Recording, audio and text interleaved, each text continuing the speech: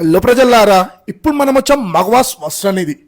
ఇక్కడ వచ్చేసరికి శారీ కాస్ట్ ఏంటి, ఏ శారీస్ ఉన్నాయి వీళ్ళ దగ్గర ఏంటో తెలుసుకుందాం.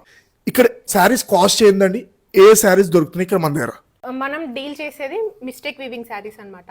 అవేంటి అంటే యాక్చువల్ ప్రైజెస్ వచ్చేసి 8,000 9,000 వర్త్ ఉండే శారీస్ మన దగ్గర 2,000 3,000 ఆ వర్త్ లో వచ్చేసి. ఏంటి అంటే చిన్న చిన్న స్లైట్ మిస్టేక్స్ మీకు చూపిస్తాను చూడండి. నార్మల్ గా ఇది చూడండి వీవింగ్, ఇది ఏంటి మిస్టేక్ వచ్చేసింది ఇక్కడ.